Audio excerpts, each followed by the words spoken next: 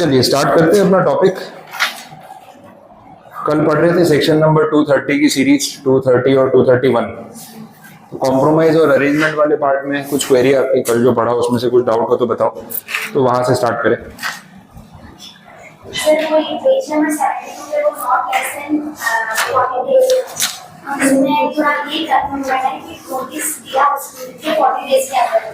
हाँ देख लेते हैं। The company is not the applicant, a copy of the notice of admission and of the affidavit shall be served upon the company, or where the company is being wound up on its liquidator not less than 14 days before the date fixed for the hearing of notice of the admission। हाँ, जो meeting की date fix की गई है ना, उसका at least 14 दिन पहले, मीटिंग की डेट से 14 दिन पहले एटलीस्ट नोटिस मिल जाना चाहिए। जैसे अपने एजीएम में 21 डेज होता है क्लियर डेज, उस टाइप का वैसा प्रोविजन। और कुछ आपने पढ़ा हो उसमें से कोई क्वेरी?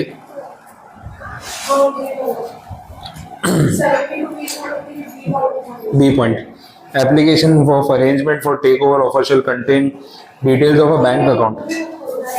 हाँ वही बी पॉइंट है। Details of a bank account to be open separately by the member wherein a sum of amount not less than 1/2 of the total consideration of the takeover offer is deposited। Okay,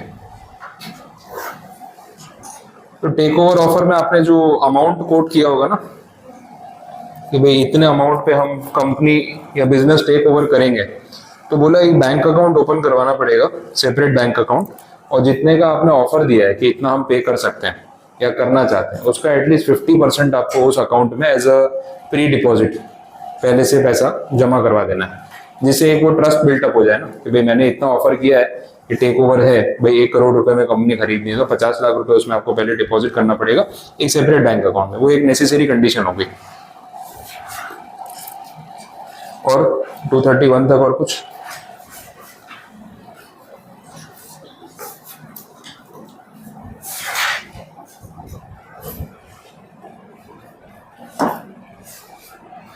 ठीक है, clear है? आगे बढ़े तो नया point continue करें। Next जो topic है दैट इज 232। अब मैंने आपको बोला था कि कल एक बार आपने ये जो बेस समझ लिया है, तो कल हमें 230 वाले सेक्शन में भी काफी टाइम लगा। एक पूरी स्टोरी, एक बोला क्रोनोलॉजी में हम समझते गए कि कैसे हो रहा था। हाँ बोलो।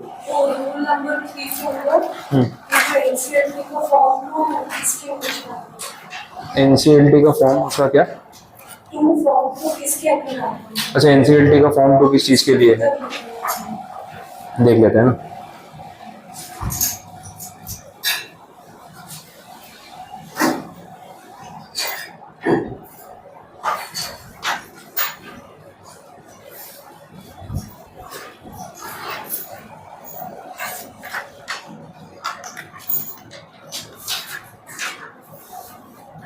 ये जो अपन ने अभी 14 डेज वाला जो पॉइंट पूछा ना पीछे सब रूल 3 में, उसमें जो copy of notice of admission की बात नहीं हो रही थी कि ट्रिब्यूनल ने आपकी एप्लीकेशन एक्सेप्ट कर ली है और आप कंपनी नहीं हो, आप अदरवाइज हो। आप कौन हो सकते हो कंपनी के अलावा? क्रेडिटर, मेंबर या लिक्विडेटर। तो अगर आप में से किसी ने एप्लीकेशन किया था कॉम्प्रोमाइज और अरेंजमेंट का, तो हमने देखा कि उसका एक नोटिस जो है वो कंपनी को भेजा जाएगा। तो जो नोटिस आता है कि एप्लीकेशन एडमिट हो गई है और अब मीटिंग है, 14 डेज एडवांस नोटिस, वो एनसीएलटी 2 के फॉर्मेट में आएगा। तो जो सब रूल 3 में आपने पॉइंट देखा ना, उसमें जो नोटिस की बात हो रही है उसका फॉर्मेट है एनसीएलटी 2। ये नोटिस कौन किसको दे रहा है? ट्रिब्यूनल दे रही है कंपनी को कि भाई आपके, हाँ उसमें कहीं नहीं दिया है, सेक्शन में नहीं होगा, बिकॉज जैसे कंपनी लॉ में अपना फॉर्मेट ही वैसा है ना, रूल्स में आपको फॉर्म नंबर मिलते हैं, इसलिए सेक्शन में बात नहीं की है, वो रूल में बात की है। और वो नोटिस की बात भी रूल में की हुई है, तो सब रूल 3 में उसका रेलेवेंट पॉइंट है, सेक्शन में नहीं है वैसा। बोलो और कुछ? कंप्लीट है? चलो अच्छा है, पढ़ के आए हो तो बढ़िया है। आगे कंटिन्यू करते हैं पेज नंबर 74 से। आज का जो सेक्शन है दैट इज 232। 232 में अब बात होगी मर्जर एंड अमलगमेशन की। अपन मर्जर अमलगमेशन को बहुत अच्छे से डिटेल में पढ़ चुके हैं, तो चैप्टर का स्टार्टिंग वैसे किया था, तो आई होप आपके माइंड में क्लियर होगा कि मर्जर क्या है, अमलगमेशन क्या है। वो पूरा डायग्राम बनाया था याद, दोनों में से मतलब जो बड़ा वाइडर स्कोप है वो किसका था, मर्जर का या अमलगमेशन का? मर्जर। तो मर्जर इंक्लूड्स एवरीथिंग, ये बात हुई थी, तो हमने ऐसा वो सर्कल बना के देखा था। एक बार रिकॉल कर लेते हैं, काफी दिन हो गए। तो मैंने बोला था कि भाई ये तो मर्जर है, तो मर्जर में तो सब कुछ आ गया, कोई भी कंपनी किसी भी तरीके से मर्ज हो जाए। अब इसका स्पेसिफिक केस था एक अमालगमेशन, ठीक है, ये स्पेसिफिक था। और इसके अंदर कौन से केसेस थे वो हमने देखे थे, a plus B equal to A, ये भी कवर हो रहा था, a plus B equal to B, ये भी कवर हो रहा था, ये बात हुई थी। ये एब्जॉर्प्शन वाला केस हो गया। और कुछ कवर हो रहा था इसमें, कौन सा था? एक्विजिशन को अपन ने कहाँ रखा था, एब्जॉर्प्शन इसमें था ना, याद करो, एब्जॉर्प्शन आपने बनाया होगा, देख के रिकॉल करके बता दो। हाँ, तो यही एब्जॉर्प्शन है ना, ये दोनों कौन से केस है, ये एब्जॉर्प्शन ही है। हाँ, वो अपन ने बात लास्ट में फाइनल की थी कि भाई एब्जॉर्प्शन जो है वो इसी में कवर हो जाता है। हाँ, मैं वही याद करवाने की कोशिश कर रहा था। न्यू एंटिटीज क्रिएटेड, तो अमालगमेशन की डेफिनेशन में बोला न्यू एंटिटीज क्रिएटेड, तो a plus B equal to C. पर फिर हमने देखा अमालगमेशन इंक्लूड्स एब्जॉर्प्शन, तो एब्जॉर्प्शन के ये दो केस है ना। तो अब मर्जर में बाकी जो कुछ भी है जो इसमें कवर नहीं होगा वो यहाँ पे आ जाएगा, ऐसे ही होगा। तो यहाँ पे आने के लिए कुछ बचा है अपने पास, एक्विजिशन। एक्विजिशन, तो एक्विजिशन यहाँ पे लिख सकते हैं। एक्विजिशन में ये था कि जिस कंपनी को हम अक्वायर कर रहे हैं उसकी अपनी आइडेंटिटी रहती है, ना ये केस है ना ये केस है। तो जो अक्वायर्ड कंपनी है, टारगेट कंपनी, वो अपनी आइडेंटिटी लूज नहीं करती। तो ए लिमिटेड जो है वो अपनी जगह रहेगी, बी लिमिटेड भी अपनी जगह रहेगी, दैट इज एक्विजिशन। तो उसमें आइडेंटिटी लूज हो जाए नेसेसरी नहीं है। तो हमने देखा कि सब कुछ मर्जर है, merger is the widest term of all. उसका एक हिस्सा है अमालगमेशन जो स्पेसिफिक है, जिसमें ये आता है a plus B equal to C. और अमालगमेशन की डेफिनेशन में बोला है कि एब्जॉर्प्शन भी इसी का एक पार्ट है वैसा है। तो एब्जॉर्प्शन में दो केस आ जाते हैं जहां एक एंटिटी अपनी आइडेंटिटी लूज करके दूसरे में एब्जॉर्ब हो जाती है, ठीक है। तो ये सारे केसेस अपन ने देखे। इसके अलावा जो बचा वो एक्विजिशन बचा, तो उसको अपन ने इससे बाहर रख दिया। तो ये सारे पॉइंट्स कवर हो गए थे। तो मर्जर और अमालगमेशन अगर कंपनीज का हो रहा है, मतलब इनमें से कोई भी केस हो रहा है, तो उसका फिर प्रोसीजर क्या होगा वो सेक्शन 232 बता रहा है। Now this is very much similar to 230, almost repeat. एक बार थियरी टैली कर लेते हैं, आपको बात जहां तक समझ आ जाएगी तो उसको स्किप कर देंगे, कुछ नया मिलेगा तो अपने देख लेंगे। हाँ, सबसे पहला subsection 1, where an application is made to the tribunal under section 230। देखो बात ही वहीं से शुरू हुई।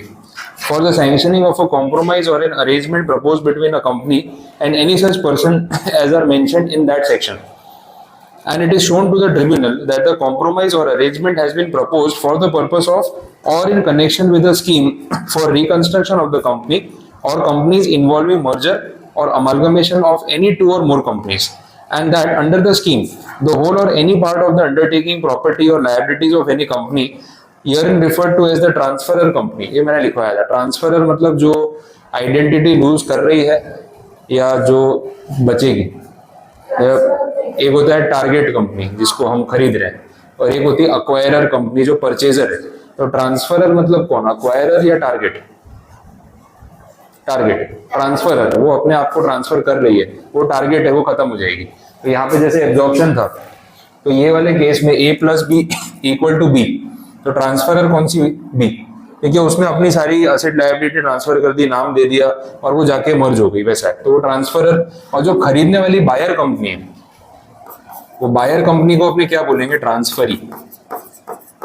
यही बात हुई थी, ठीक है, ट्रांसफरी। और जो सेलर कंपनी है या टारगेट कंपनी है उसको बोलेंगे ट्रांसफरर।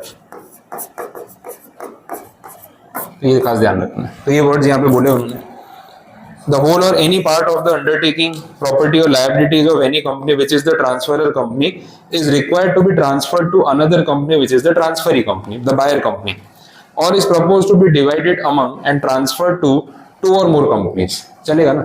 एक कंपनी दूसरी को खरीद रही है, या जो टारगेट कंपनी है उसके असेट्स हम आधे आधे लेके जा रहे हैं, हमारी दो कंपनीज में डिवाइड कर रहे हैं, कोई फर्क नहीं पड़ेगा, वैसा है। The tribunal may on such application order a meeting of the creditors or class of creditors or the members or class of members as the case may be, to be called, held and conducted in such manner as the tribunal may direct, and the provisions of subsection 3 to subsection 6 of 230 shall apply mutatis mutandis। बोलना ही चाह रहे हैं कि 230 में हमने आपको बात compromise or arrangement के नाम से जनरल समझाई थी।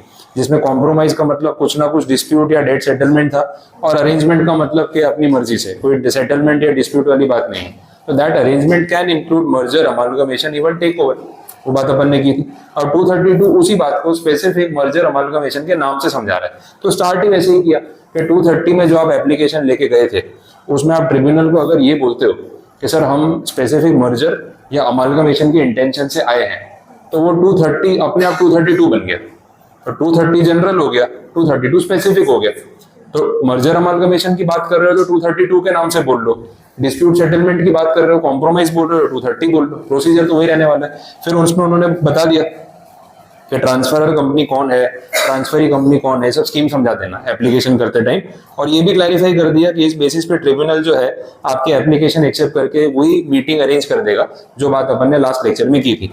और म्यूटेटिस म्यूटेंटिस ही कर दिया, रिपीट करने के बदले शॉर्टकट बोला भाई जब सेम ही है तो हम भी बार बार क्यों लिखेंगे।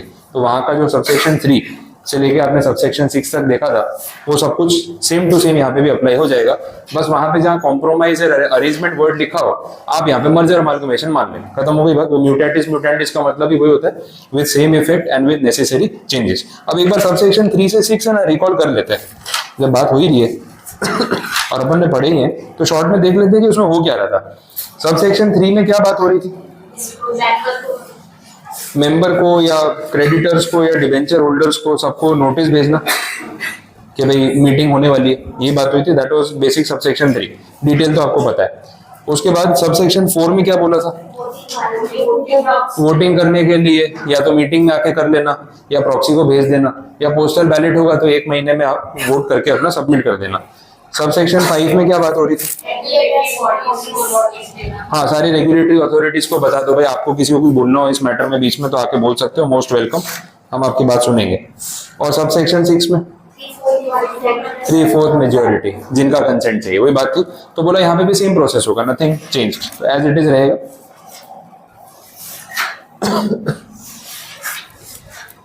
नेक्स्ट आगे बढ़ते हैं, सबसेक्शन 2 क्या बोल रहा है, where an order has been made by the tribunal under subsection 1, मतलब मीटिंग अरेंज कर दी उन्होंने, merging companies or the companies in respect of which a division is proposed shall also be required to circulate the following for the meetings ordered by the tribunal namely। अब ये जो target company है उनकी बात हो रही है कि उनको क्या करना पड़ेगा, तो उनको ये डॉक्यूमेंट सर्कुलेट करने पड़ेंगे अपने मेंबर्स में। A draft of the propose terms, वो तो होगा कि भाई जो भी डायरेक्टर्स ने अडॉप्ट किए बताना तो पड़ेगा अपने मेंबर्स को। Confirmation that a copy of the draft scheme has been filed with ROC. A report adopted by the directors of the merging company explaining the effects of compromise on each class of shareholders, KMP, promoter, non-promoter shareholders, laying out in particular the share exchange ratio, specifying any special valuation difficulties। मतलब जो target company है उसके share holders को तो बताओ कि क्या final हुआ है। डायरेक्टर्स ने आपस में खिचड़ी पका ली, बायर से बात कर ली, कंपनी बिक रही है, शेयर एक्सचेंज रेशियो भी डिसाइड हो गया, और जो बिक रहा है उसी को नहीं पता, तो ये गलत नहीं हो गया। तो उनको भी तो इन्फॉर्म करना पड़ेगा कि भाई आपके साथ ये सब होने वाला है, वैसा है। तो ये पॉइंट्स यहाँ पे बोले हुए हैं, और इसमें किसके ऊपर क्या इफेक्ट पड़ेगा वो सब रिपोर्ट में समझाना पड़ेगा। नॉन प्रमोटर शेयर होल्डर्स, ये टर्म समझ आए क्या बोल रहे हैं। एक होते हैं प्रमोटर शेयर होल्डर्स और एक होते हैं बाकी के। नॉन प्रमोटर मतलब अपने जैसे जिन्होंने रिटेल में खरीदे होंगे। प्रमोटर्स अदरवाइज जिनका कंपनी में कंट्रोलिंग स्टेक होता है, वो डेजिग्नेटेड होते हैं एज आइडेंटिफाइड एज प्रमोटर्स, वैसा हो गया। ये अपन सीएफ वाले में भी आप में आएगा टर्म आइडेंटिफाइड प्रमोटर्स, कहीं कहीं बीच में वर्ड आएगा आगे के चैप्टर्स में, भी अभी तक नहीं हुआ तो कवर होगा।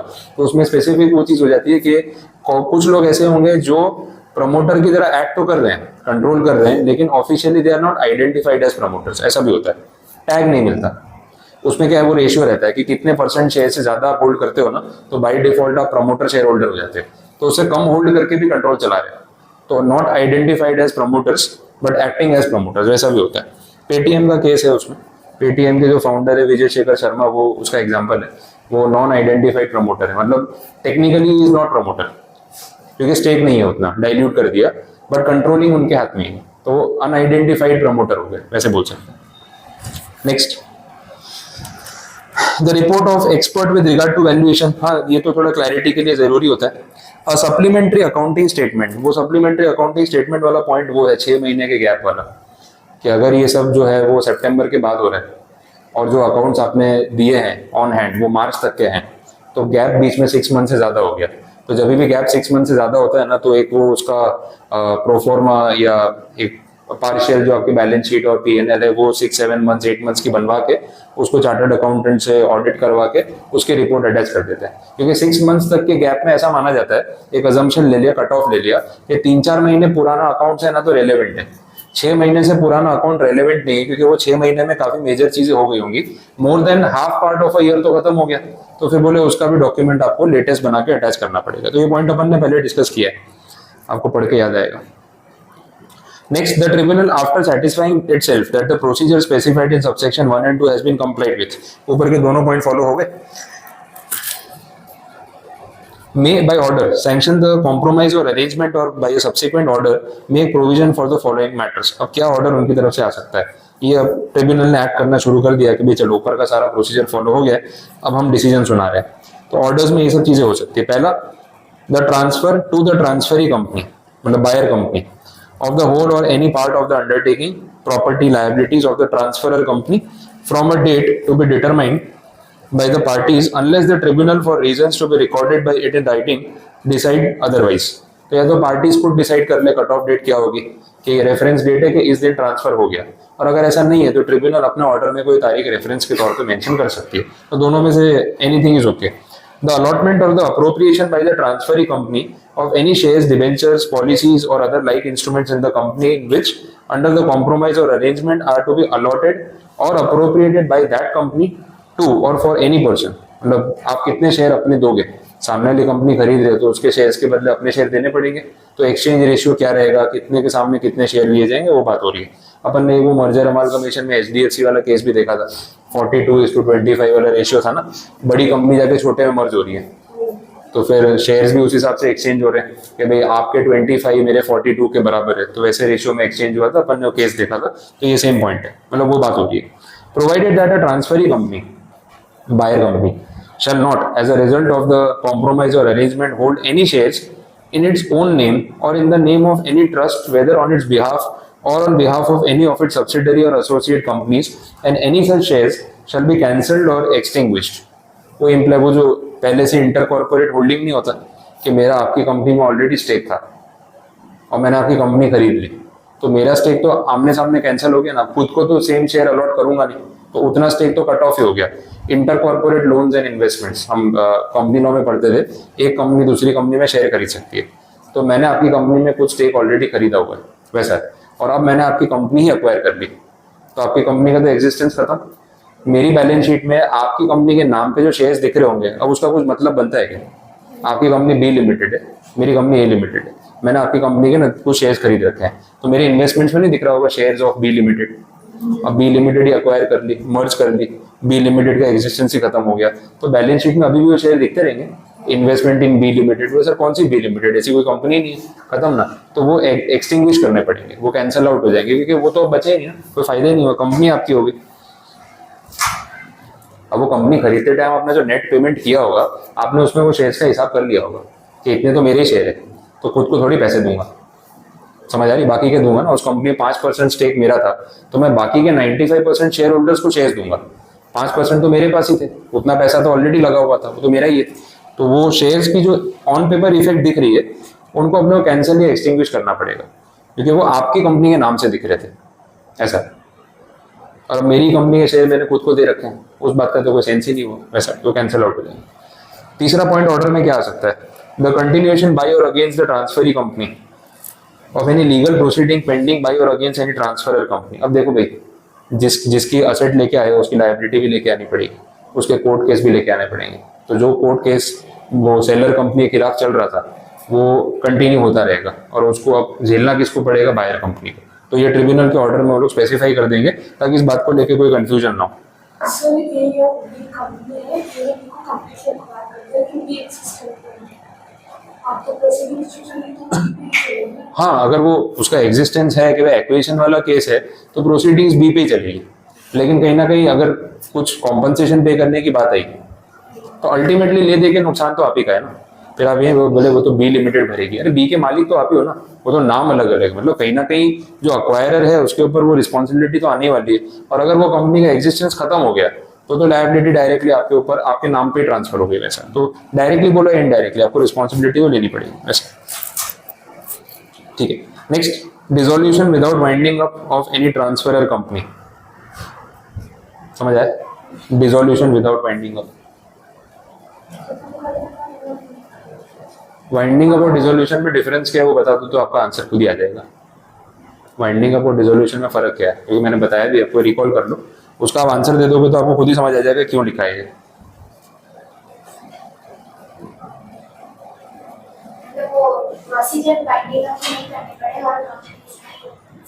एग्जैक्टली, उसका नाम डायरेक्टली हटा दो। भाई आपकी कंपनी की सारी एसेट मैंने खरीद ली, सारी लायबिलिटी मैंने ले ली, कोर्ट केस भी मैंने ले लिए, अब वाइंडिंग अप करके क्या करोगे? वाइंडिंग अप में तो क्या होता है, पहले एसेट बेचेंगे, कैश इकट्ठा करेंगे, फिर सबको चुकाएंगे, वो सब तो करना ही नहीं है ना। और आपकी कंपनी मर्ज हो गई, मेरे में आके एब्जॉर्ब हो गई, तो आइडेंटिटी खत्म हो गई। तो आइडेंटिटी मेंटेन नहीं करनी है तो डायरेक्ट आरओसी को जाके बोल सकते हैं ना कि सर नेम स्ट्राइक ऑफ कर दो। बोले तुम लोगों ने वाइंडिंग अप कर लिया, उन्हें जरूरत नहीं, मर्ज ही कर लिया, सब कुछ मैंने खरीद लिया, अब पहले मैं सब बाहर बेचूं, कैश इकट्ठा करो, फिर बाहर सबको चुकाऊं, वो थोड़ी करना है, वो वाइंडिंग अप हो गया ना, वो तो करना ही नहीं है। और सब कुछ अगर मैं ही खरीद रहा हूँ, सब कुछ मैं ही लायबिलिटी ले रहा हूँ, तो वाइंडिंग अप का क्या सेंस बना? पूरी कंपनी ही उठा ली एसेट लायबिलिटी के साथ, तो खाली कंपनी का नाम डिलीट कर दो और इसका जो कुछ है मेरी बैलेंस शीट में प्लस माइनस कर दो, खत्म हो गया। तो उसमें ना वाइंडिंग अप का जो प्रोसीजर होता है, appointing the liquidator, selling the assets, collecting cash, paying the outsiders in a proper sequence, वो सब तो करना ही नहीं है ना। वो सब तो लायबिलिटीज मेरी बैलेंस शीट में जुड़ गई।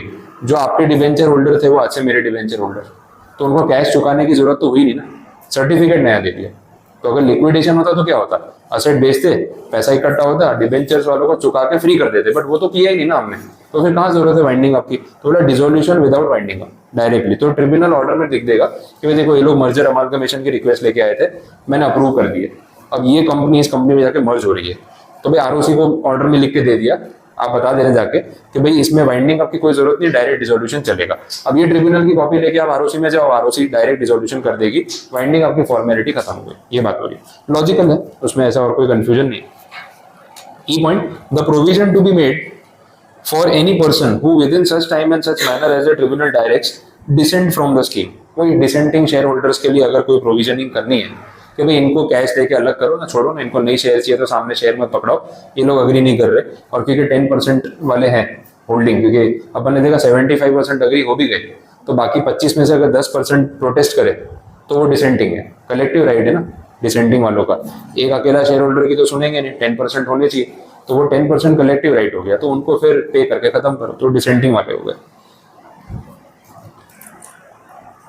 Next, where share capital is held by any non-resident shareholder under the FDI norms or guidelines specified by the central government or in accordance with any law for the time being in force, the allotment of shares of the transferee company to such shareholder shall be in the manner specified in that order।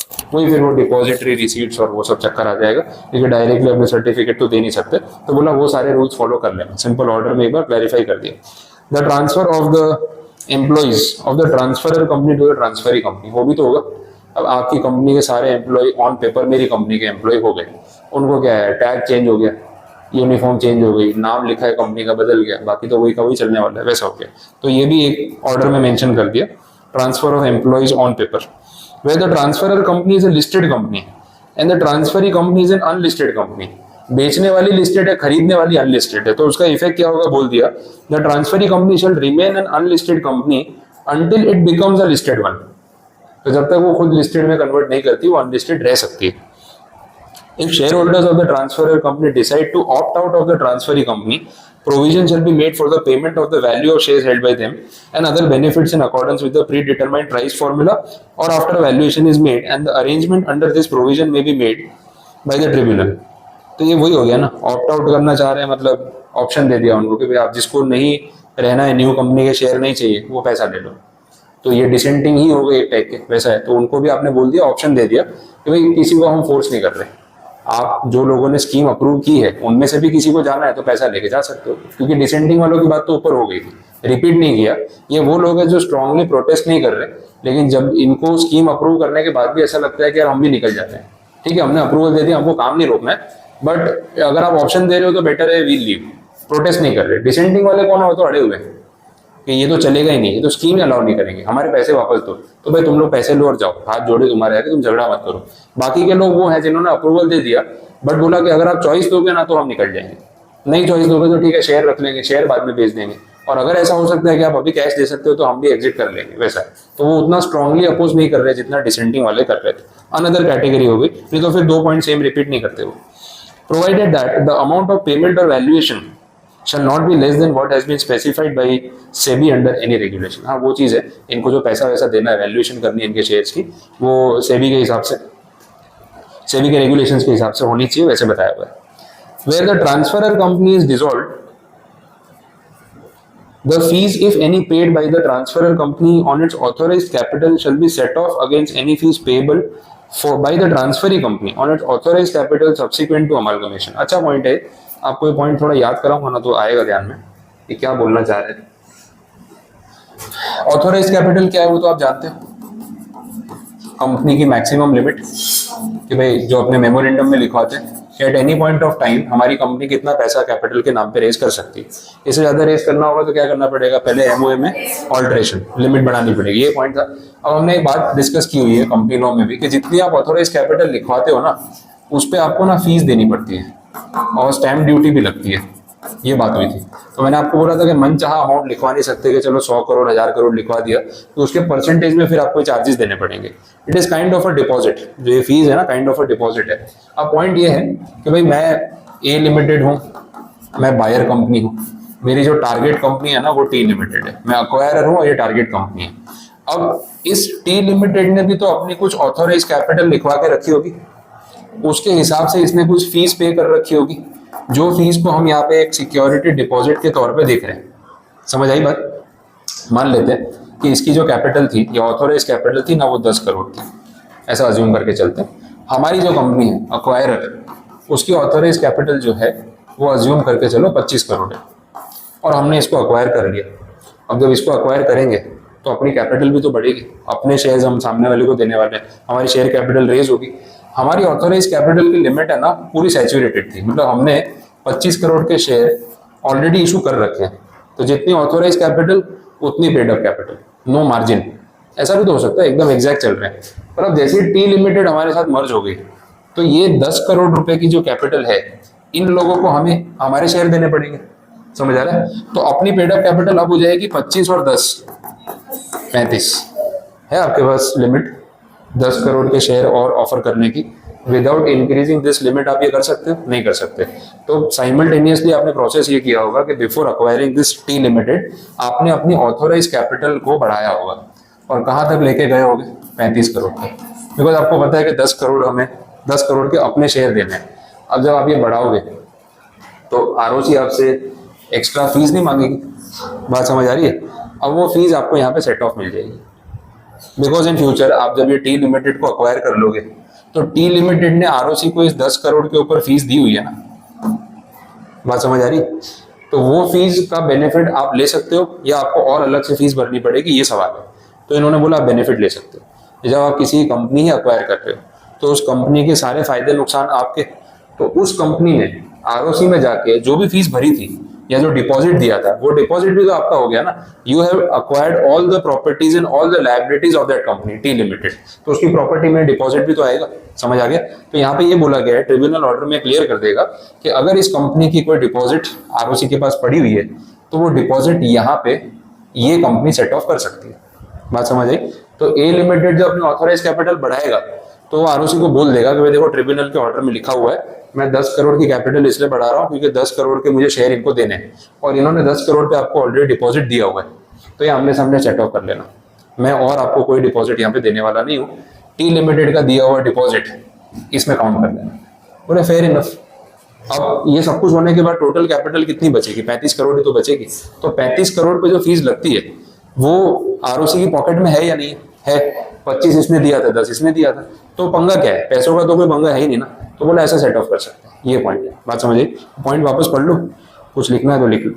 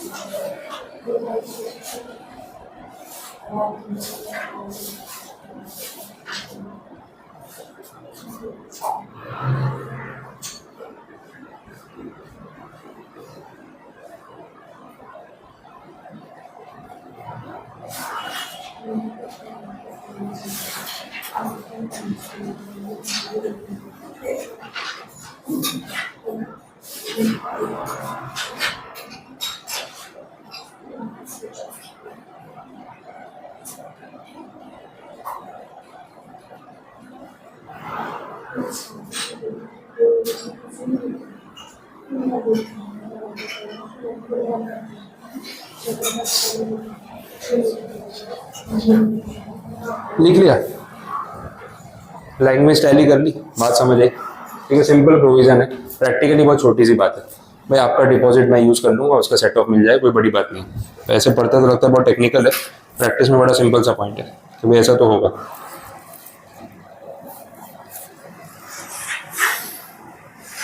और जैसे ये situation इसमें भी होती है, torrent power जो है अपना इलेक्ट्रिसिटी का कनेक्शन है। तो मैंने अपना शिव शक्ति में जब क्लास शॉप परचेज की थी, तो जो इलेक्ट्रिसिटी का मीटर है वो पुराने ओनर के नाम पे था। अब उसमें क्या है, आप जितने किलोवाट की परमिशन लेनी पड़ती है। जैसे ये प्रीमाइसिस में मैं 5 एसी चला रहा हूँ, इतने फैन चला रहा हूँ, तो हर एक का ना वो किलोवाट की कैपेसिटी होती है कि एक एसी चल रहा है तो इतने किलोवाट पावर कंज्यूम करेगा। तो मुझे वहाँ पे उनको बोलना पड़ता है कि भाई इतने किलोवाट का आप मुझे परमिशन देना।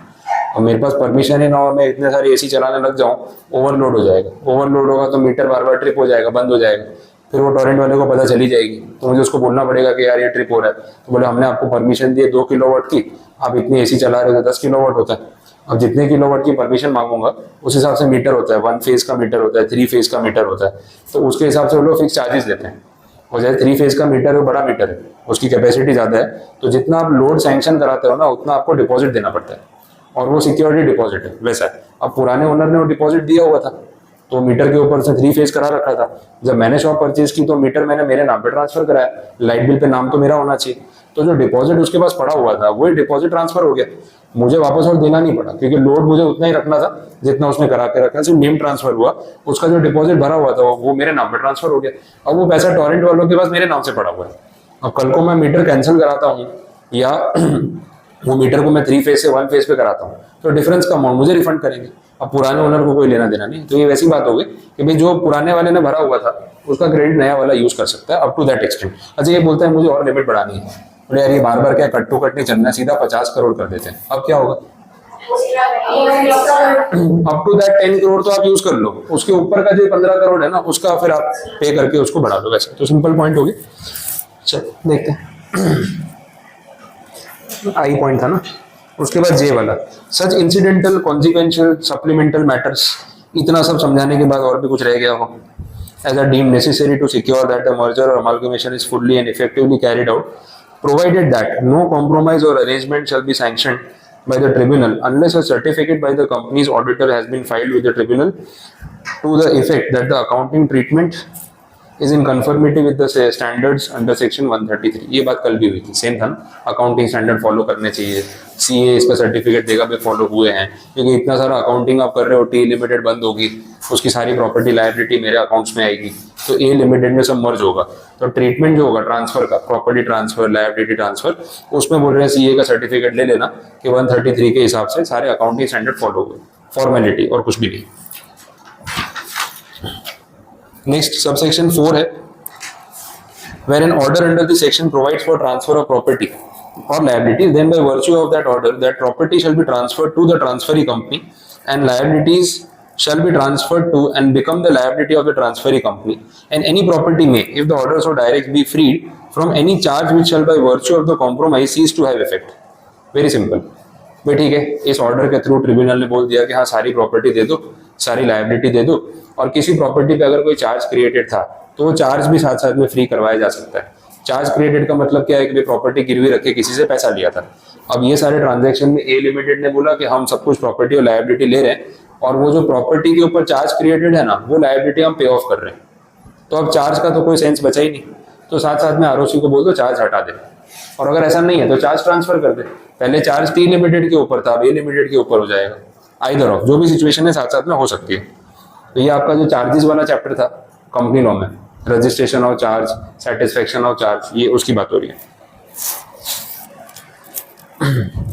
Next subsection 5, every company in relation to which the order is made shall cause a certified copy of the order to be filed with ROC। अब ये सब तो ऑर्डर ट्रिब्यूनल दे रहा है, तो ROC को जाके बताना पड़ेगा ना कि इतने सारे ऑर्डर पास हुए हैं, तो वो कॉपी आपको ROC में सबमिट करनी है।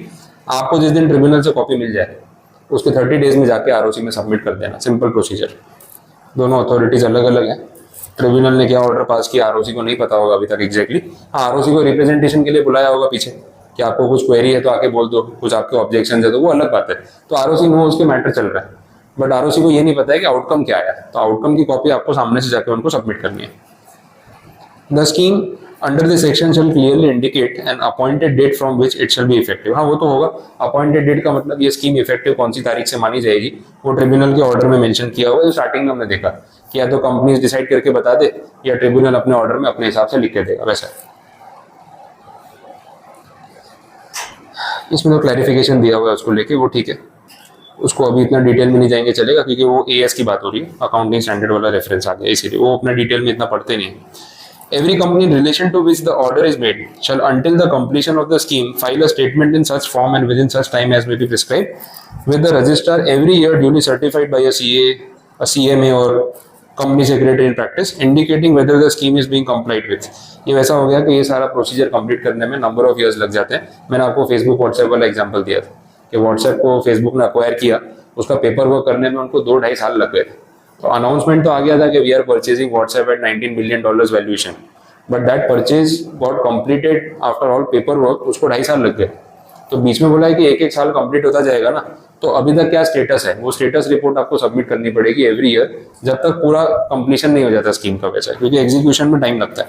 $19 बिलियन का $19 बिलियन का एप्लीकेशन अक्वायर करना, उसका सारा पेपर वर्क करना, हर जगह नाम चेंज करना, हर एक प्रॉपर्टी, हर एक लायबिलिटी अक्वायर करना, कितना पेपर वर्क होगा, तो उसको सेटल करने में ऑब्वियसली इतना साल लग सकता है वैसा। तो इन बिटवीन आपको स्टेटस रिपोर्ट फाइल करते रहना है। If a company fails to comply with, ये तो पेनल्टी आ गई, आपको याद रहे तो ठीक है वैसा। और नीचे एक्सप्लेनेशन है, ऊपर के जो पॉइंट्स थे उनको क्लैरिफाई किया। तो एक्सप्लेनेशन पहले आप एक बार रीडिंग में ले सकते हो, नहीं आएगा तो मैं बता दूंगा, बट एक बार आप ट्राई कर सकते हो, क्योंकि नए पॉइंट्स मिलने के चांसेस थोड़े कम है।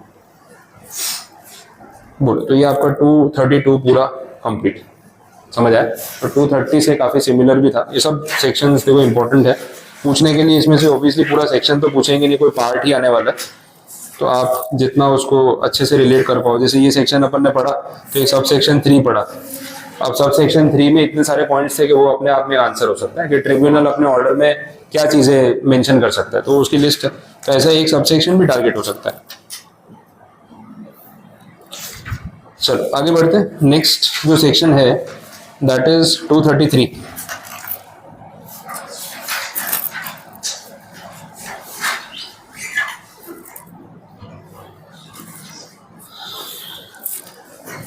ये है फास्ट ट्रैक मर्जर 233 में। अब फास्ट ट्रैक मर्जर अगेन एक और स्पेसिफाइड कैटेगरी और नैरो डाउन करते जा रहे हैं। 230 एकदम जनरल, 232 थोड़ा स्पेसिफिक, 233 और स्पेसिफिक कर दिया। फास्ट ट्रैक मर्जर में ना सर्टन कंपनीज को ही टारगेट किया है, नॉट ऑल कंपनीज। हो रहा है मर्जर अमालगमेशन, तो 232 में तो सारे मर्जर अमालगमेशन आ गए। अब बोला कि अगर मर्जर अमालगमेशन में 2 स्मॉल कंपनीज इन्वॉल्व है, या एक होल्डिंग है और दूसरी उसकी होल्डली ओन सब्सिडरी है, होल्डली ओन मतलब 100% कैपिटल अपने पास ही है, तो फिर ये दोनों केस में आप 232 के बदले 233 फॉलो करो और स्पेसिफिक हो गया। फास्ट ट्रैक का मतलब प्रोसीजर कट डाउन हो जाएगा, जल्दी खत्म होगा, वैसा है तो आपका फायदा ही है।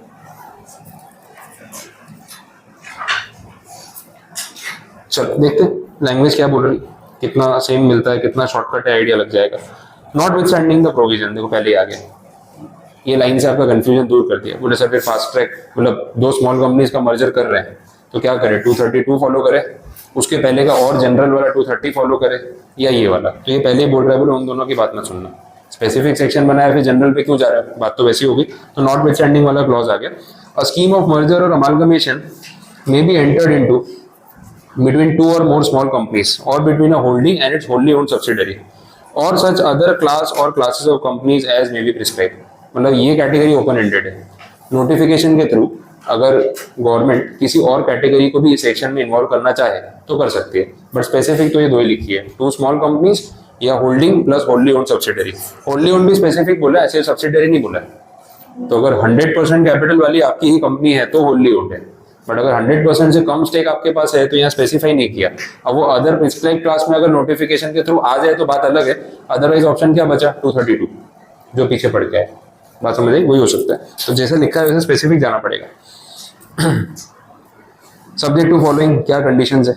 A notice of the propose scheme inviting objection suggestion if any from the registrar, liquidators, where the registered office of the respective companies are situated, or persons affected by the scheme within 30 days is issued by the transferor company or the companies and the transferee company। मतलब अपने अपने जो भी ROC हैं जहाँ जहाँ पे आप रजिस्टर्ड हो, और अगर कोई ऑफिशियल लिक्विडेटर वाला मैटर हो तो उनको आप एक नोटिस इशू कर दो कि हम ऐसा मर्जर करने जा रहे हैं, ऑब्जेक्शन है तो भाई 30 डेज के अंदर या जो भी टाइम लिमिट दी होगी उसके अंदर आप आ जाना। 30 डेज की जो टाइम लिमिट है वो किस चीज़ के लिए है? नोटिस इशू करने के लिए है या ऑब्जेक्शन करने के लिए, वो पता चला?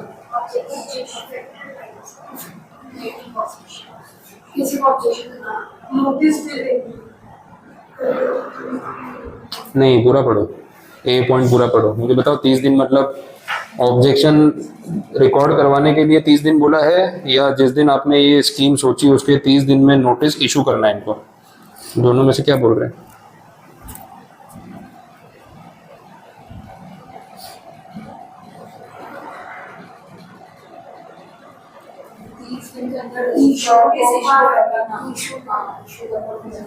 कि हम ऐसा कर रहे हैं और आपको कोई ऑब्जेक्शन हो तो रिस्पॉन्ड करना। तो ये 30 डेज में हमें उनको नोटिस देना है, उनके रिप्रेजेंटेशन के 30 डेज नहीं है। या पूरा पढ़ोगे तो स्टार्टिंग से उतना ही पढ़ना है। और notice of the propose scheme inviting objections or suggestions, फिर वो बीच का पूरा पार्ट है दूसरी स्टोरी पे चला गया। Within 30 days is issued by the transferor company and the transferee company. बीच का पार्ट तो क्या एडिशनल कंडीशंस थी, उसको वैसे इंटरप्रेट करोगे तो बात समझ आएगी। तो ऐसा कभी अटक जाओ तो पूरा पॉइंट 2-4 बार पढ़ो, आपको अपने आप को इंटरप्रिटेशन समझ आएगा। यहाँ पे बोला है कि हमें as a transferor and as a transferee company अपनी अपनी ROC को और लिक्विडेटर्स को नोटिस इशू कर देना चाहिए कि हम ऐसी स्कीम के बारे में सोच रहे हैं, अगर आप लोगों को ऑब्जेक्शन हो तो बता देना। तो ये हमारे ऊपर डेडलाइन है। अब उनको रिस्पॉन्ड करने के लिए कितना टाइम मिलेगा वो अभी इस पॉइंट में नहीं लिखा है, आगे कहीं सेक्शन में आएगा तो क्लैरिटी आ जाएगी, वैसे अभी इसमें तो नहीं लिखा। The objection and suggestion received are considered by the companies in their respective general meetings, and the scheme is approved by the respective members or class of members at a general meeting holding at least 90% of the total number of shares। ये तो हो ही गया भाई, कितने लोगों का approval होना चाहिए? एटलीस्ट 90% शेयर्स होल्ड करने वाले मेंबर्स।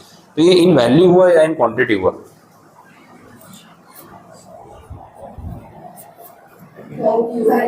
देखा जाए तो वैल्यू ही है ना, मेंबर्स कितने मैटर नहीं करता, जो शेयर्स उनके पास है ना उनकी वैल्यू 90% होनी चाहिए। तो ये टेक्निकली 90% इन वैल्यू ही हो गया ना वैसा। जिस दिन आपने डिसीजन लिया कि we are going for this merger, आपका मीटिंग में डिसाइड हो गया ना, तो बोर्ड मीटिंग में आपने डिसीजन ले लिया होगा कि हम लोग मर्जर के लिए जा रहे हैं, तो वहाँ से 30 डेज में आपको ROC को इन्फॉर्म करना है। और मल्टीपल ROCs हो सकती है ना, क्योंकि आपकी 2 स्मॉल कंपनीज हैं या आपकी होल्डिंग और होल्डली ओन्ड है, तो सेम स्टेट में रजिस्टर्ड और नेसेसरी तो है नहीं, अपनी अपनी ROC को इन्फॉर्म करो, ऐसा बोला है। तो आपकी होल्डिंग कंपनी महाराष्ट्र में और आपकी होल्डली ओन्ड सब्सिडरी जो है वो तमिलनाडु में, तो फिर 2 ROC हो गई ना, 4 मतलब चारों में ऑप्शन है फिर तो, कि महाराष्ट्र में 2 है, तमिलनाडु। तो आप कहाँ पे रजिस्टर्ड हो ना, अपने अपने रिस्पेक्टिव ROCs को नोटिस भेजना है कि हम ऐसा करने जा रहे हैं। तो दोनों में से किसी भी ROC को ऑब्जेक्शन हो तो रीजनेबल टाइम लिमिट में वो अपडेट कर सकते हैं। आगे टाइम लिमिट आई नहीं वो पॉइंट में, नहीं आई तो फिर देखना पड़ेगा, आगे सेक्शन में कुछ बोला है, लास्ट में दिख रहा है 30 डेज, तो वो भी 30 डेज ही है, बट ये ऊपर वाले 30 है वो अलग है। वो 30 डेज हमारे ऊपर टाइम था कि हमारी बोर्ड मीटिंग के बाद हम कितने दिन में उनको नोटिस देते हैं, और यहाँ बोला है कि उनको नोटिस मिलेगा उसके बाद वो ऑब्जेक्शन कितने दिन में रिस्पॉन्ड कर सकते हैं, दैट इज ऑल्सो 30 डेज। और वो कोइंसिडेंस की ड्यूरेशन सेम, बाकी कुछ और भी हो सकती थी, तो वो अलग है। तो 90% से जो है अप्रूवल ले लो। नेक्स्ट बोला डिक्लेरेशन ऑफ सॉल्वेंसी, इस पे तो अपन काफ़ी बार बात कर चुके हैं। बस ये गारंटी देनी होती है कि इस मर्जर से किसी को कोई खतरा नहीं है, जो लायबिलिटी वाले क्रेडिटर्स हैं उनके पैसों को कोई थ्रेट नहीं होगा अगर आप ये मर्जर अलाउ करते हो वैसा। तो डिक्लेरेशन ऑफ सॉल्वेंसी, और मोस्टली ये सॉल्वेंसी गारंटी डायरेक्टर्स को लेनी पड़ती है फॉर नेक्स्ट 1 ईयर, कि अगले 1 साल तक कोई प्रॉब्लम नहीं आएगी। ऐसा हमने बाईबैक में भी देखा है, डिक्लेरेशन ऑफ सॉल्वेंसी, ठीक है वैसा। तो सिमिलर स्टोरी है। The scheme is approved by majority representing 9/10 in value, वो तो आ ही गया। ऊपर शेयर होल्डर्स थे, यहाँ क्रेडिटर्स आ गए, इसलिए 9/10 इन वैल्यू क्रेडिटर्स बोला। इसमें भी नोटिस की बात हो रही है, उनको भी तो मीटिंग में बुलाया होगा ना अप्रूवल लेने, तो 21 डेज का एडवांस नोटिस दे देना कि भाई पढ़ लो, सोच समझ के आना और आके वोट करना। तो 21 दिन पहले क्रेडिटर्स को बता दो ताकि उनका वोट लिया जा सके। The transferring company shall file a copy of the scheme so approved in the manner as may be prescribed with the central government, the registrar and the official liquidator where the registered office of the company is situated। तो वही होगा ना, क्योंकि अब transfer तो मर्ज हो रही है, तो ट्रांसफर ही बचेगी। तो अब तो एक ही आरओसी बचेगी। तमिलनाडु वाली महाराष्ट्र वाले मर्ज हो गई, तो तमिलनाडु में तो केस खत्म हो गया ना, और उनको तो पहले नोटिस दे ही दिया था, तो उनको बता तो दिया ही है। पर आफ्टर मर्जर या आफ्टर अप्रूवल अब किसको इन्फॉर्म करेंगे, जो कुछ भी करना है वो, या अप्रूवल के बाद वो तो जो एग्जिस्टिंग कंपनी बचेगी उसी को करेंगे। तो अगर महाराष्ट्र वाली कंपनी है वो अक्वायर कर रही है और तमिलनाडु वाली बंद हो रही है, तो जब ये डिसीजन हुआ तब दोनों आरओसी को बताया था कि हम ये कर रहे हैं, आपको ऑब्जेक्शन है तो वो ऑब्जेक्शन बता दो। मीनवाइल हम क्या कर रहे हैं, अपने शेयर होल्डर्स और अपने क्रेडिटर से अप्रूवल ले लेते हैं। अब दोनों का अप्रूवल आ चुका है, तो अब इस अप्रूवल के बारे में किसको बताएंगे, महाराष्ट्र वाले को। ये पॉइंट उन्होंने बोला कि अब बचेगी तो महाराष्ट्र वाली ना, तमिलनाडु वाली तो उसमें मर्ज हो रही है, और तमिलनाडु आरओसी को तो पहले ही बता दिया था, उनके ऑब्जेक्शन तो पहले ले लिए थे, तो they know about the scheme वैसा। तो अभी तक ये बात की। Next, on receipt of the scheme if the registrar or liquidator has no objections or suggestions, central government shall register the scheme and issue a confirmation thereof to the companies. तो अगर registrar or liquidator की तरफ से कोई objection नहीं आता है तो स्कीम को अप्रूवल देगा कौन, सेंट्रल गवर्नमेंट। और सेंट्रल गवर्नमेंट जो है वो दोनों कंपनीज को इन्फॉर्म कर देगी कि स्कीम अप्रूव हो गई वैसे। अब सेंट्रल गवर्नमेंट ये काम पर्सनली करेगी क्या, ये प्रैक्टिकली तो डेलीगेटेड ही होगा, और मैटर किसके पास जाएगा, एनसीएलटी के पास ही जाएगा। ये बात इन्होंने यहाँ पे अभी स्पेसिफाई की नहीं है, बट मैं एक बार वेरीफाई करूंगा कि प्रैक्टिकली ये काम सेंट्रल गवर्नमेंट मतलब एमसीए कर रहा है या एनसीएलटी के पास मैटर गया, वो देख लेते हैं। वो पॉइंट पढ़ते हुए मेरे भी ध्यान में आया, एक बार चेक कर लेंगे। अभी जो सेक्शन में सेंट्रल गवर्नमेंट बोला है हम वही लेके चलते हैं, ज़्यादा उसको कॉम्प्लिकेट नहीं करते। नेक्स्ट वही 30 डेज वाला जो अपन बात कर रहे थे, if no communication is made it shall be presume that no objection is there to the scheme. वो इम्प्लाइड है ना, 30 दिन हमने वेट किया, कोई ऑब्जेक्शन नहीं आया आरओसी से, लिक्विडेटर से, मान लेंगे उनको कोई प्रॉब्लम नहीं है। Subsection 5, if the central government after receiving the objection or suggestion or for any reason is of the opinion that such a scheme is not in public interest or in the interest of creditors, it may file an application before the tribunal। इसका मतलब ये काम central government खुद ही कर रही है, delegation नहीं है, मतलब एमसीए हैंडल कर रहा होगा वैसा है। तो सेंट्रल गवर्नमेंट को ये सजेशंस और ऑब्जेक्शंस पढ़ के लगा कि यार ये स्कीम पब्लिक इंटरेस्ट में तो नहीं है, एक ओपिनियन ले लेना चाहिए, तो सेंट्रल गवर्नमेंट क्या करेगी, ये मैटर लेके चली जाएगी एनसीएलटी में। तो सेंट्रल गवर्नमेंट खुद ही एनसीएलटी में जा रही है कि देखो हमारे पास एप्लीकेशन आया था, हमने उन कंपनीज को बोला कि आप आरओसी को एक बार पूछ लो। उन्होंने आरओसी को पूछा, आरओसी ने अपने ऑब्जेक्शन हमें सबमिट किए। ऑब्जेक्शंस पढ़ने के बाद और सारी बातें सुनने के बाद हमें भी लग रहा है कि पब्लिक इंटरेस्ट में तो नहीं है, तो क्या करना चाहिए, आगे बढ़े या ना बढ़े। तो सेंट्रल गवर्नमेंट ने बोला चलो एक बार एनसीएलटी से पूछ लेते हैं। तो सेंट्रल गवर्नमेंट ने एनसीएलटी को ये सारी स्टोरी जाके बताई कि भाई अभी तक ऐसा हुआ है, now let the NCLT also decide कि क्या चल रहा है। तो अभी तक बात वहां पहुंची है, आगे देख लो। टाइम पीरियड आ गया वापस, ट्रिब्यूनल के पास सेंट्रल गवर्नमेंट कितने दिन में जाएगी, 60 days of the receipt of the scheme under subsection 2 stating its objections and requesting that the tribunal may consider the scheme under section 232। तो ये 60 days कहाँ से काउंट होंगे, ऑब्जेक्शन आने के बाद से, ठीक है। उसके पहले से तो मतलब ही नहीं है ना। हुआ ये था कि सेंट्रल गवर्नमेंट के बाद एप्लीकेशन गया था, एप्लीकेशन गया तो सेंट्रल गवर्नमेंट ने बोला भाई तुम लोग दोनों कंपनी जाके पहले अपनी अपनी आरओसी को पूछो और उनको बोलो कि उनको ऑब्जेक्शन है तो हमारे पास लेके आए। तो उनके ऑब्जेक्शंस के लिए 30 डेज वेट करना पड़ता है ना। वो 30 डेज में अगर ऑब्जेक्शन आ गया तो जिस दिन ऑब्जेक्शन आया था वहां से 60 डेज काउंट होगा। कॉमन है, लॉजिकल है। उसके पहले तो कोई मतलब ही नहीं हुआ कि ऑब्जेक्शन ही नहीं आया तो कहाँ से फिर एनसीएलटी के पास जाएंगे। अच्छा 30 डेज में कोई ऑब्जेक्शन नहीं आया तो ये पॉइंट एग्जिस्ट करेगा फिर। ऑब्जेक्शन ही नहीं आया तो किस बात का डाउट क्रिएट होगा सेंट्रल गवर्नमेंट को। वो तो उल्टा और श्योर हो जाएंगे कि भाई आरओसीज ने कोई ऑब्जेक्शन रेज नहीं किया तो लेट अस अलाउ देम कि भाई वो आगे बढ़ सकते हैं। बट ऑब्जेक्शन और सजेशन पढ़ने के बाद डाउट क्रिएट हुआ कि पब्लिक इंटरेस्ट में नहीं लग रहा है तो एक बार एनसीएलटी को पूछ लेते हैं। तो सेंट्रल गवर्नमेंट ने मैटर डाल दिया एनसीएलटी पे और एनसीएलटी को बोला क्या, requesting that the tribunal may consider the scheme under section 232। मतलब सेंट्रल गवर्नमेंट बोल रही है देखो हमें तो थोड़ा डाउटफुल लग रहा है कि पब्लिक इंटरेस्ट में है भी या नहीं, वी आर नॉट श्योर। तो आप एक बार इसको वेरीफाई कर लो, एंड अगर आप चाहो तो आप इस स्कीम को 232 में नॉर्मल प्रोसीजर में कंसिडर कर सकते हो, मतलब इफ यू फील राइट आप अप्रूवल दे सकते हो। हमें तो थोड़ा गड़बड़ लग रही है, बात समझ आई। तो सेंट्रल गवर्नमेंट अभी डाइसी है, श्योर नहीं है, इसलिए मैटर एनसीएलटी की तरफ एक बार फॉरवर्ड कर दिया। आगे क्या हुआ देखते हैं। On receipt of an application from central government or from any person, if the tribunal for reasons to be recorded in writing is of the opinion that the scheme should be considered as per the procedure laid down in 232, the tribunal may direct accordingly or it may confirm the scheme by passing such order as it deems fit. अब tribunal का call है, tribunal के पास दो option है, या तो अगर tribunal को लगता है कि नहीं कोई प्रॉब्लम है ही नहीं, चलने दो ना, 233 का एप्लीकेशन है ना, जाने दो, फास्ट ट्रैक में अलाउ कर दो, प्रोसीजर कट शॉर्ट हो रहा है, अच्छी बात है, चलेगा, तो वो ऐसा ऑर्डर भी दे सकते हैं कि 233 में जो एप्लीकेशन आया है ना, सेंट्रल गवर्नमेंट को बोला उसी को कंटिन्यू करो, कोई प्रॉब्लम नहीं है। अगर एनसीएलटी को ऐसा लगता है कि नहीं 233 में शॉर्टकट मार रहे हैं ना, शॉर्टकट नहीं मारना चाहिए, 232 में अप्लाई करो ना, पूरा प्रोसीजर फॉलो करो। बात समझ आ रही है? 232 और 3 में फर्क क्या है? फास्ट ट्रैक, फास्ट ट्रैक का मतलब शॉर्टकट, ठीक है, सारे प्रोसीजर को फॉलो करने की जरूरत नहीं है। अगर कभी एनसीएलटी आपको 233 से हटाकर 232 में डाल रही है तो they are trying to tell you कि आप पूरा प्रोसीजर फॉलो करो, शॉर्टकट नहीं चलेगा, करो ना एप्लीकेशन 232 में, मना थोड़ी कर रहे हैं, लेकिन वो पूरा प्रोसीजर, लंबा प्रोसीजर फॉलो करना पड़ेगा जो 232 में हर नॉर्मल कंपनी करती है फॉर मर्जर अमालगमेशन। ये शॉर्टकट में जो आपके पॉइंट स्किप हो जाते हैं ना, वो रास्ता हमें ठीक नहीं लग रहा है, क्योंकि उसमें क्या है, फिर सबका अप्रूवल नहीं आ पा रहा है, या उतने लोगों को नहीं पूछा जा रहा है, या पब्लिक एडवर्टाइजमेंट नहीं हो रही है, कुछ चीजों की कमी रह जाती है। तो आप स्टैंडर्ड प्रोसीजर फॉलो करो, लेट पब्लिक डिसाइड, और भी किसी को ऑब्जेक्शन आने वाले हो तो वो भी पता चल जाए। यहाँ तो खाली रजिस्ट्रार से पूछा, लिक्विडेटर से पूछा, वो बाकी रेगुलेटरी अथॉरिटीज कहाँ गई? न्यूज़पेपर, एडवर्टाइजमेंट, वेबसाइट, वो सब तो कुछ हुआ नहीं ना, तो बोले वो सब करो, थोड़ा लंबा प्रोसीजर होगा लेकिन काम पक्का हो जाएगा। तो ऐसा भी हो सकता है। तो NCLT can either allow you to continue under 233 or they can shift you under 232, ठीक है, दोनों ऑप्शन रहेंगे। Provided that if the central government does not have any objection to the scheme or it does not file any application under this section before the tribunal, that it shall be deemed that it has no objection to the scheme. तो अब देखो, central government ने tribunal को क्या बोला कि sir आप देख लो 233 में अलाउ करना है कि 2 में करना है। एनसीएलटी ने बोला भाई हम हमारे हिसाब से ये होना चाहिए। अब आपको कोई ऑब्जेक्शन है? सेंट्रल गवर्नमेंट बोले नहीं आपने जो सोचा है सही है, कोई ऑब्जेक्शन नहीं, तो कैरी ऑन। ऑब्जेक्शन है तो बता दो। सेंट्रल गवर्नमेंट ने एनसीएलटी से जब रेफरेंस मांगा तो उनको रेफरेंस देने के बाद भी हो सकता है ना सेंट्रल गवर्नमेंट के भी कुछ रिजर्वेशन हो कि एनसीएलटी का ये डिसीजन तो सही नहीं है, मतलब हम तो सोच ही रहते कि 233 तो नहीं अलाउ करना चाहिए, एनसीएलटी ने तो कर दिया, तो अब सेंट्रल गवर्नमेंट ऑब्जेक्शन भी कर सकता है कि देखो हम थोड़ा डाइसी हैं बट इतना तो श्योर है कि 233 तो यार गलत हो जाएगा। तो ऐसा ऑब्जेक्शन आ भी सकता है क्योंकि वो कंफ्यूज है कहीं ना कहीं कि 33 में अलाउ करें या 32 में भेजें, तो उनके ऑब्जेक्शन बाद में भी आ सकते हैं।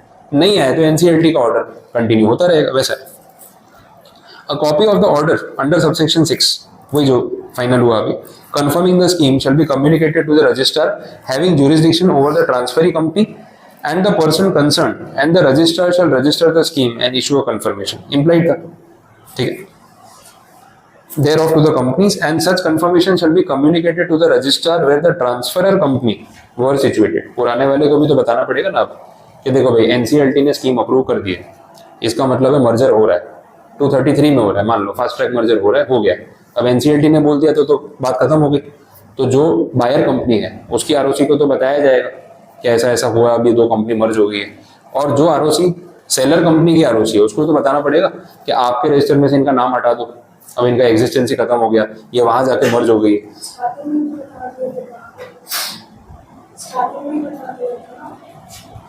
वो नोटिस देने की बात हो रही थी कि वो अब प्रपोजल लेके आए, स्टार्टिंग में बताया कि प्रपोजल लेके आए, ये फाइनल इंटीमेशन है कि ऑर्डर क्या पास हुआ, क्योंकि अभी तो बात पूरी घूम गई थी ना।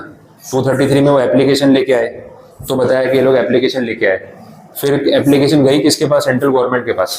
सेंट्रल गवर्नमेंट ने मैटर कहाँ भेजा? एनसीएलटी में। अब अप्रूवल किसने दिया? एनसीएलटी ने। अब पक्का हो गया, अब कोई कंफ्यूजन नहीं, कोई डाउट नहीं। तब तो हम ये बता रहे थे कि हमने आपस में डिसीजन लिया है कि हम ये मर्जर के लिए जा रहे हैं, तो दोनों आरओसी को बताया था, कोई ऑब्जेक्शन है। बट वो स्टेज से आगे बढ़ते बढ़ते हम एनसीएलटी तक आ गए। अब एनसीएलटी ने पक्का कर दिया, ठप्पा लगा दिया, हो गया अभी मर्जर, जाओ कर लो। तो हम दोनों आरओसी को ये बता दिया कि हम ट्रिब्यूनल से राइटिंग ऑर्डर लेके आ चुके हैं, और जो हमने आपको पहले बताया था ना कि हम ये स्कीम इंप्लीमेंट करने वाले हैं, ये हमने ट्रिब्यूनल से पास करवा लिया, फाइनल ऑर्डर है। तो इंटीमेशन तो बार बार देना ही पड़ेगा। पहले इंटीमेशन दिया था कि हमने डिसीजन लिया है कि हम ऐसा करने का सोच रहे हैं, अब इंटीमेशन दिया कि ट्रिब्यूनल ने हमें अलाउ कर दिया कि आप ऐसा करो। दोनों बातों में फर्क है। ऐसा चलिए आगे बढ़ते हैं। सबसेक्शन 8 में the registration of the scheme under subsection 3 और 7 shall be deemed to have the effect of dissolution of the transferor company without the process of winding. बात वही हो गई। अब सबसेक्शन 3 और 7 क्यों बोला था? 3 वाले में कौन अप्रूवल दे रहा था? Central government. और 7 वाले में एनसीएलटी। अब ये तो सेंट्रल गवर्नमेंट पे डिपेंड करता है कि वो ट्रिब्यूनल के पास जाती है कि नहीं जाती है। सेंट्रल गवर्नमेंट सबसेक्शन 3 में खुद ही अप्रूवल दे दे, ओके 233 डन, हमें कोई डाउट नहीं है, तो ये 7 तक बात जाएगी नहीं, एनसीएलटी के पास जाना ही नहीं पड़ेगा। But if the central government is confused और वो एनसीएलटी को रेफर करती है तो एनसीएलटी ऑर्डर सुनाएगा, और एनसीएलटी का ऑर्डर आएगा तो सबसेक्शन 6 और 7 आ जाएगा। तो दोनों में से कोई भी एक चीज हो सकती है। वैसा तो कितना क्लियरली दिया हुआ है, जितना डेप्थ में पढ़ोगे उतना क्लैरिटी आ जाएगी कि भाई स्टोरी है क्या, और स्टोरी ध्यान में है तो फिर आप अपने ऑर्डर में लिख सकते हो पॉइंट्स बना के, कोई टेंशन नहीं है। Next, the registration of the scheme shall have the following effects namely. ये तो फिर वही बेसिक हो गया, ट्रांसफर ऑफ प्रॉपर्टी और लायबिलिटी, वो तो होना ही था। चार्जेस वाला पॉइंट भी सेम है, लीगल प्रोसीडिंग वाला पॉइंट भी सेम है, वो शेयर डिसेंटिंग वाली बात भी सेम हो गई। तो ये तो अपन ने जो पहले पढ़ा उसके जैसा ही है। The transferring company shall not on merger or amalgamation hold any share, वो भी अपन ने देख लिया, जो कैंसलेशन वाली बात थी, रिपीट पॉइंट्स आ जाते हैं। देखो अगला पॉइंट भी same, revised authorised capital, fees वाला पॉइंट, फिर उसके प्रोविजन में सेट ऑफ वाली बात है ना, म्यूटेटिस म्यूटेंडिस वाली बात सेम आ गई। सेंट्रल गवर्नमेंट चाहे तो प्रिस्क्राइब मैनर में प्रोवाइड कर सकती है, मतलब और भी कंपनीज को नोटिफाई कर सकती है, बात तो स्टार्टिंग में भी हुई। और लास्ट में बोला company covered under this section में यूज द प्रोविजन ऑफ 232। देखो आप दो स्मॉल कंपनीज हो या होल्डिंग है और होल्डी ओन सब्सिडरी हो, that means you have this 233 available as a shortcut, but जरूरी है कि आपको यूज करना ही पड़ेगा। आपने बोला कि यार हमको 232 ही फॉलो करना है, एक बार का प्रोसेस है, लेकिन सबको पूछ लेंगे, बाद में झमेला नहीं चाहिए, फिर कोई एनसीएलटी में चला गया तो ये सब पंगा नहीं करना है। तो आप करो ना 232 फॉलो करो। आप खुद ही लॉन्ग कट लेने को रेडी हो तो अथॉरिटी क्यों मना करेगी? आप शॉर्टकट में घुसने जाते हो तो चेक करना पड़ता है कि आपको मिलना चाहिए कि नहीं मिलना चाहिए। तो बोला आप 232 चाहो तो फॉलो कर लो, फिर तो सेंट्रल गवर्नमेंट का कंफ्यूजन भी दूर हो जाएगा। बोले सर हम खुद ही 232 में जा रहे हैं, नहीं चाहिए शॉर्टकट, चलेगा, आप टेंशन मत लो। तो एनसीएलटी के पास जाके इतना परेशान मत हो, हम डायरेक्टली एनसीएलटी के पास जाके एप्लीकेशन कर देते हैं, तो वो सॉर्ट हो जाएगा। वैसे तो ऑप्शन है, आपको जो करना हो वो कर सकते हो। अब इससे रिलेटेड आ गया रूल में अब ये वाला पहले आपको नहीं पढ़ाऊंगा, आपको ट्राई करोगे, क्योंकि एक रूल का फॉर्मेट आपको पता चल गया है। तो मैं एज ए होमवर्क आपको टारगेट दे रहा हूँ कि आप करके देख लो क्या है, आप मुझे समझाना, और कल स्टार्ट इसी से करेंगे, तो ऐसे डिस्कस तो मैं करा ही दूंगा, बट एक बार आपको इंटरप्रिटेशन के लिए दे रहा हूँ, सेल्फ स्टडी नहीं दे रहा हूँ, इंटरप्रिटेशन के लिए दे रहा हूँ। वैसे तो 233 और उसका करस्पॉन्डिंग रूल तक अपना यहाँ पे कंप्लीट हुआ। अब नेक्स्ट टॉपिक तो फॉरेन कंपनी वाला है, वो नहीं लेना है आज।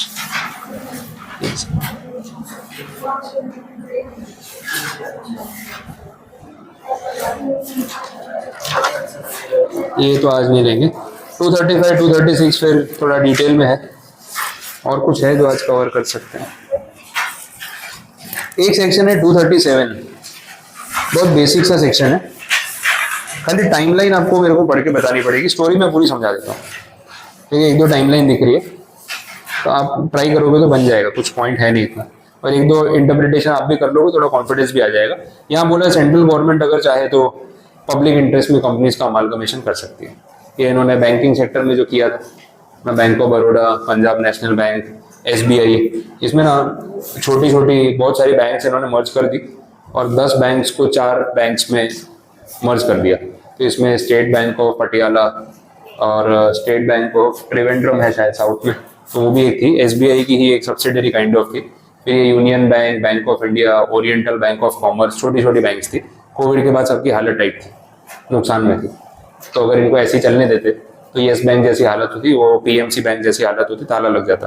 तो सरकारी बैंक्स को ताला लग जाए तो बहुत ज़्यादा इकोनॉमी में थ्रेट हो जाता है। तो बोला इसको ताला मत लगाओ, इसको मर्ज कर दो। पीएनबी को बोला, एसबीआई को बोला, बैंक ऑफ बड़ौदा को बुलाया, बोले तुम लोग के तो यार अच्छे खासे प्रॉफिट है, बड़ी बड़ी बैलेंस शीट है।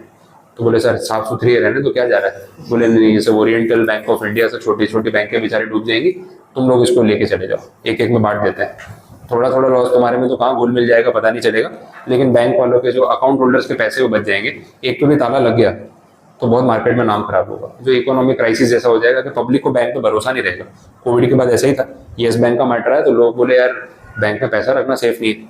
फिर वो जो गारंटी की लिमिट थी वो बढ़ाई थी, आपका जो बैंक में पैसा पड़ा है वो तो अनसिक्योर्ड है ना, तो उसमें क्रेडिट गारंटी होती है कि गारंटी इन द सेंस कि अगर बैंक डूब गई तो आपको कितना पैसा मिलेगा। तो पहले वो लिमिट 1 लाख की थी। कोविड में बहुत सर्कुलेट हुआ कि 1 लाख रुपए से ऊपर आपका जो बैंक में पड़ा है सब अनसेफ है, कल को बैंक उड़ गई तो गवर्नमेंट तो 1 लाख के ऊपर हाथ खड़े कर देगी, किसी का 1 करोड़ पड़ा है तो गया। ऐसा लोगों में पैनिक हो गया था। अब सब लोग पैसा विड्रॉ करने बैंक पहुंच गए तो क्या होगा आप सोच लो। बैंक में उतने पैसे है ही नहीं जितने आपके अकाउंट में दिख रहे हैं। बात तो ये है ना, 90% तो घूम रहे हैं, तो दे ही नहीं पाएंगे वो, तो कोलैप्स हो जाएगा। तो फिर क्या, वो फाइनेंस एक्ट में अमेंडमेंट किया और बढ़ा के लिमिट कर दी 5 लाख। कोई बहुत बड़ी लिमिट नहीं है। फिर लोग बोल रहे थे कि भाई हर बैंक में 5-5 लाख ही रखो, अलग अलग बैंक में अकाउंट खुलवा लो, रिस्क नहीं लेना अपने को। सच में लोग दिमाग लगा रहे थे, 5 बैंक में अकाउंट खुलाओ, 5-5 लाख की एफडी 5 बैंक में कराओ, एक में 25 की मत कराना। एक उड़ गई ना तो पूरे 25 में से फिर पूरे 20 लाख चले जाएंगे। ये सिचुएशन हो गई थी। तो ऐसा पब्लिक इंटरेस्ट में ना, पब्लिक इंटरेस्ट में तो गवर्नमेंट इंटरेस्ट ही बोलना पड़े, तो पब्लिक इंटरेस्ट में ऐसा हो सकता है कि वो लोग अमालगमेशन के लिए जा सकते हैं। तो 237 आप एक बार रीडिंग में ट्राई कर सकते हैं, छोटा सेक्शन है।